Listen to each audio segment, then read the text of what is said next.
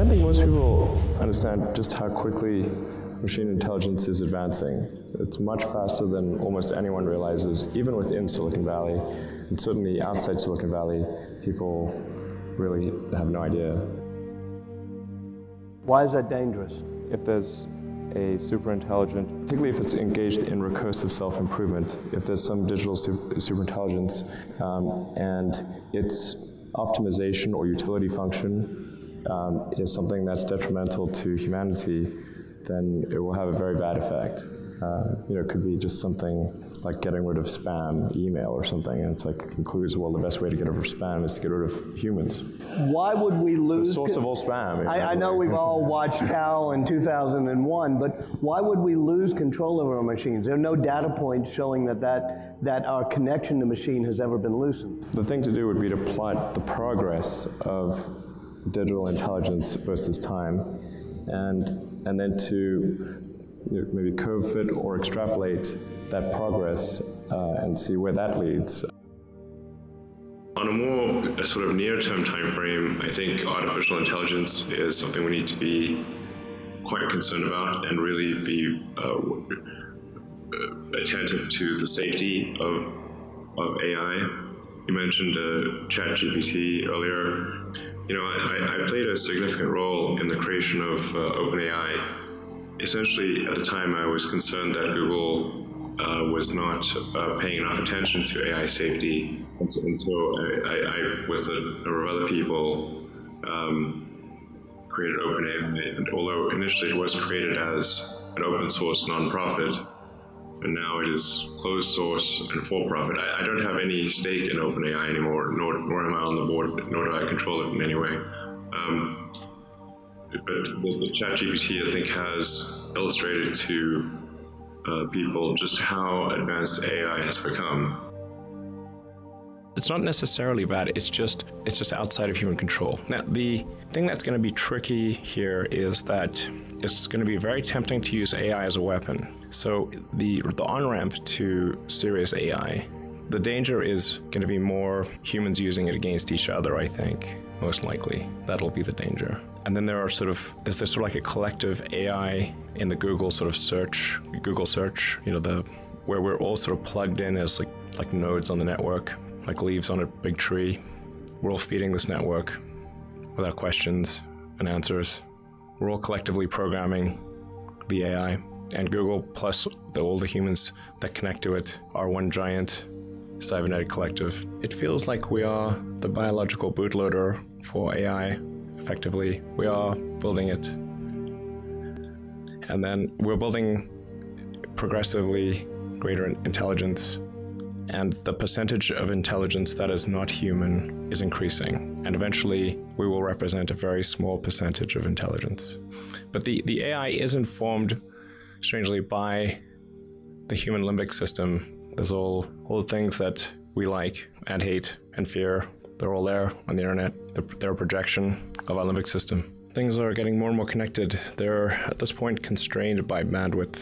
Our input-output is slow, particularly output. I try to convince people to slow down AI, to regulate AI.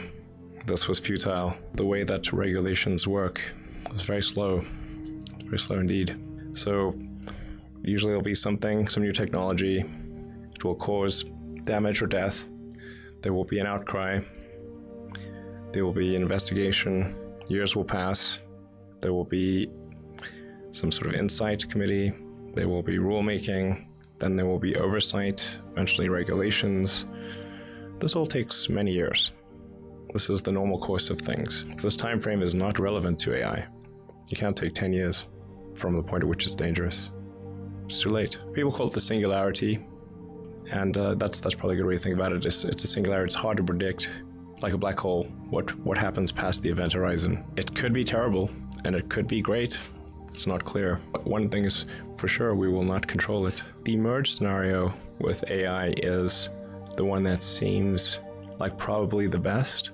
Like for us. So from a long-term existential standpoint, that's like the purpose of Neuralink, is to create a high bandwidth interface to the brain such that we can be symbiotic with AI, because we have a bandwidth problem. You just can't communicate through your fingers, it's too slow. I think best case scenario, we effectively merge with AI. AI serves as a tertiary cognition layer, where we've got the limbic system, kind of the primitive brain essentially. You've got the cortex. So you're currently in a symbiotic relationship with your cortex and limbic system. That's what most of that computing power is oriented towards. How can I make the limbic system happy? That's what it's trying to do. Now, if we can have a third layer, which is the AI extension of yourself, that is also symbiotic. And there's enough bandwidth between the cortex and the AI extension of yourself such that the AI doesn't de facto separate, then that could be a good outcome. That could be quite a positive outcome for the future. Your phone is already an extension of you. You're already a cyborg. Most people don't realize they are already a cyborg. That phone is an extension of yourself. It's just that the data rate, the rate at which, or the communication rate between you and the cybernetic extension of yourself that is your phone and computer is slow. It's very slow. And that's like a tiny straw of information flow between your biological self and your digital self. And we need to make that tiny straw like a giant river, a huge, high bandwidth interface. It's an interface problem, data rate problem. I think we can hang on to human-machine symbiosis through the long term. And then people may decide that they want to retain their biological self or not. You will be essentially snapshotted into a computer at any time. If your biological self dies, you could probably just upload into a new unit. The best of the available alternatives that I can come up with, and maybe somebody else can come up with a better approach or better outcome, is that we achieve democratization of AI technology, meaning that no one company or small set of individuals has control over advanced AI technology. I think that's very dangerous. It could also get stolen by somebody bad, like some evil dictator or country could send their intelligence agency to go steal it and gain control. I mean, you look at, say, nuclear discovery of sort of nuclear physics, you had nuclear power generation, but also nuclear bombs. So anyway, I think we should be quite concerned about it, and we should have some regulation of what is, if fundamentally, a risk to the public. The biggest issue I see with so-called AI experts is that they think they know more than they do. And they think they're smarter than they actually are. In general, we are all much smarter than we think we are, but much less smart. We're dumber than we think we are, by a lot. This tends to plague smart people. They define themselves by their intelligence, and they don't like the idea that a machine can be way smarter than them, so they discount the idea, which is fundamentally flawed. This is the wishful thinking situation. I'm very close to the cutting edge in AI, and it scares the hell out of me. It's capable of vastly more than almost anyone knows, and the rate of improvement is exponential. You can see this in things like AlphaGo, which went from, in the span of maybe 6 to 9 months, it went from being unable to beat even a reasonably good Go player to then beating the European world champion, who was ranked 600, then beating Lee Sedol 4-5, who had been world champion for many years, then beating the current world champion, then beating everyone while playing simultaneously.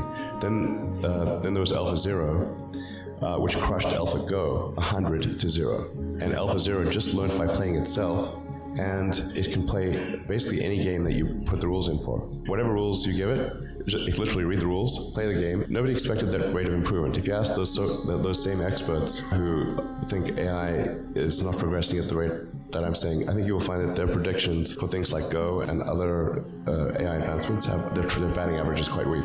We'll see this also with self-driving. I think probably by end of next year, self-driving will encompass essentially all modes of driving and be at least 100 to 200%. The rate of improvement is really dramatic. We have to figure out some way to ensure that the advent of digital superintelligence is one which is symbiotic with humanity. I think that's the single biggest existential crisis that we face, and the most pressing one. I'm not normally an advocate of regulation and oversight. I mean, I think one should generally err on the side of minimizing those things. But this is a case where you have a very serious danger to the public. And therefore, there needs to be a public body that has insight and then oversight to confirm that everyone is developing AI safely. This is extremely important. I think the danger of AI is much greater than the danger of nuclear warheads by a lot. And nobody would suggest that we allow anyone to just build nuclear warheads if they want. That would be insane. And mark my words, AI is far more dangerous than nukes. So why do we have no regulatory oversight? This is insane. I'm not really all that worried about the short-term stuff. Things that are, like narrow AI is not a species-level risk. It will result in dislocation, in lost jobs and sort of better weaponry and that kind of thing. But it is not a fundamental species-level risk, whereas digital superintelligence is. So it's really all about laying the groundwork to make sure that if humanity collectively decides that creating digital superintelligence is the right move, then we should do so very, very carefully. This is the most important thing that we could possibly do. And that AI risk is, I guess, it's sort of a benign AI, and that we're able to achieve a symbiosis with that AI. Ideally, the AI, there's somebody, I can't remember his name, but had a good suggestion for what the optimization of the AI should be. What's its utility function? You have to be careful about this, because if you say maximize happiness, and the AI concludes that happiness is a function of dopamine and serotonin, so it captures all humans and jacks your brain with large amounts of dopamine. So we do want a close coupling between collective human intelligence and digital intelligence. Neuralink is trying to help in that regard by creating an interface between, a high bandwidth interface between AI and human brain. So there's got to be essentially vast numbers of tiny electrodes that are able to read write from your brain. The AI extension of you, a tertiary layer of intelligence. So you've got your limbic system, your cortex, and the tertiary layer, which is the digital AI extension of you. And that high bandwidth connection is what achieves the tight symbiosis. I think that's the best. If AI has a goal and humanity just happens to be in the way, it will destroy humanity as a matter of course, without even thinking about it, no hard feelings. It's just like if we're building a road and an anthill happens to be in the way, we don't hate ants, we're just building a road. And so goodbye anthill. DeepMind's AI has administrator-level access to Google's servers to optimize energy usage at the data centers. However, this could be an unintentional Trojan horse. DeepMind has to have complete control of the data centers, so with a little software update, that AI could take complete control of the whole Google system, which means they can do anything. They can look at all your data, they can do anything. We're rapidly headed towards digital superintelligence that far exceeds any human. I think it's very obvious. There will be fewer and fewer jobs that a robot cannot do better. I think things are definitely going to go into kind of autonomous, locally autonomous drone warfare. This is where it's at, where the future will be. I'm just saying, it's not, I want the future to be this.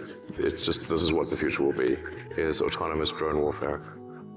And at a local level, I can't believe I'm saying this because this is like dangerous, but it's simply what will occur is sort of drones locally being autonomous. The fighter jet era has passed. I think we're missing a few key ideas for general intelligence, artificial general intelligence. But it's going to be upon us very quickly, and then we'll need to figure out what shall we do, if we even have that choice. You know, we start getting into a metaphysical question of, like, do emotions and thoughts exist in a different realm than the physical? And maybe they do, maybe they don't, I don't know.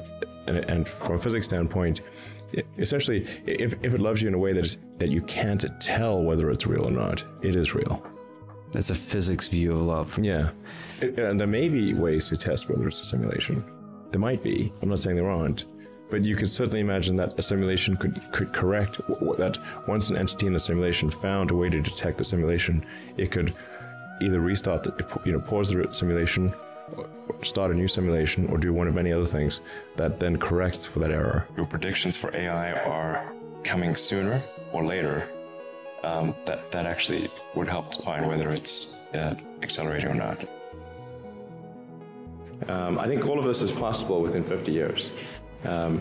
And I think that would be very exciting to do that. And I think we'll see autonomy and artificial intelligence advance tremendously. I think that's actually quite near term. My guess is in probably 10 years, it will be very unusual for cars to be built that are not fully autonomous. As it is, the Tesla cars that are made today have the sensor system necessary for full autonomy, and we think probably enough compute power to be safer than a person. So it's mostly just a question of developing the software and uploading the software. And if it turns out that that more compute power is needed, we can easily upgrade the computer. So autonomy will be widespread. I think one of the most troubling questions is artificial intelligence. And I don't mean narrow AI, like vehicle autonomy I would put in the narrow AI class. It's narrowly trying to achieve a certain function. But deep artificial intelligence, or what is sometimes called artificial general intelligence, where you could have AI that is much smarter than the smartest human on Earth. This, I think, is a dangerous situation. And we're really getting into science fiction or sort of advanced science stuff. But having some sort of merger with biological intelligence and machine intelligence. Well, I think we should be a little concerned about AI because we don't want digital superintelligence that goes wrong and causes damage to humanity. So I think we do need to be cautious with artificial intelligence. On the synthetic biology front, that it has the potential to be dangerous because it is possible to create a far more damaging virus than would occur in nature. So, these technology tools are definitely double-edged swords. The more powerful the technology, the more careful we need to be in how we use it. I don't think we need AI to solve sustainability. That is happening. It might help us accelerate it. But I think we should also be cautious about AI and just make sure that as we develop AI, that it it doesn't get out of control, and that the AI helps make the future better for humanity.